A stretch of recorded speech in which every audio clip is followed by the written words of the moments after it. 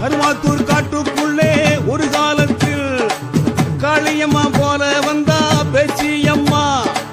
கருமாத்தூர் காட்டுக்குள்ளே ஒரு காலத்தில் காளியம்மா போல வந்தா பேச்சியம்மா.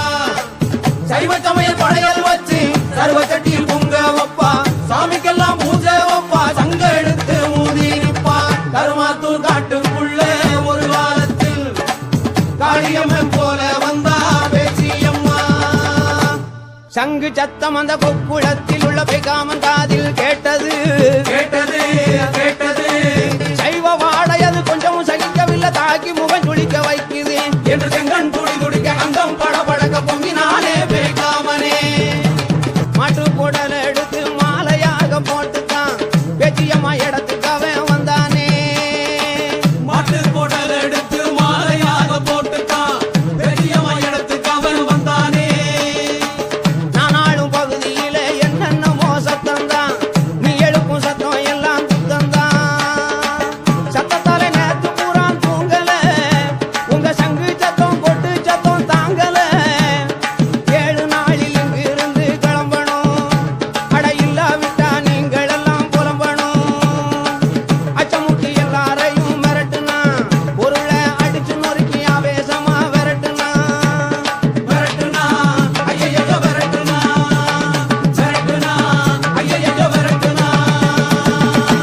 அன்ன கொடிச்சி அழகுமயில் பேச்சியம்மா தன்னந்தனியே வாடுறவ கண்ணான கழுவநாதன் கண்டு மனம் கலங்கி நின்று அவன் உள்ளங்கை ரேகைய ஊடுருவி பார்த்துட்டான், புறங்கை ரேகைய புரட்டி புரட்டி பார்த்துட்டான். உன்னை காப்பாத்த ஒரே ஒரு ஆளை விட்டான், உலகத்திலே யாரும் இல்ல. ஒட்டி நிற்கும் துன்பமெல்லாம் ஒட்டடையா ஓட்டிடுவான் ஒருத்தனாக. அனாதைக்கு ஆதரவு தருவாண்டி அவன் பேரு நான் சொன்னேன்.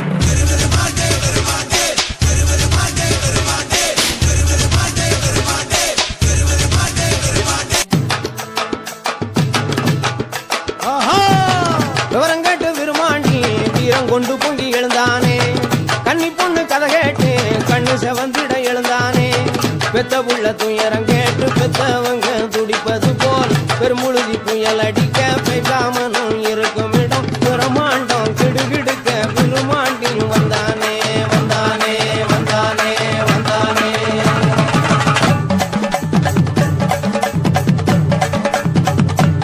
ரெண்டு பேருக்கும் கடுமையா சண்டை நடந்துச்சு.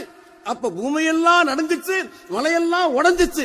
இத பார்த்த சில பேரு வீணா எதுக்கையா சண்டை போடுறீங்க, சமாதானம் பேசி தீர்த்துக்கலாம் அப்படின்னாங்க. அவங்களும் அதுக்கு சம்மதிச்சாங்க. அப்புறம் பஞ்சாயத்தார் தீர்ப்பு சொன்னாங்க. என்ன சொன்னாங்க? தொட்டப்பநாயக்கன் ஊர்லயும் மதுரை மொட்டக்கோரத்து பக்கத்திலையும் கொடி ஒண்ணு நட்டு வைப்போம்.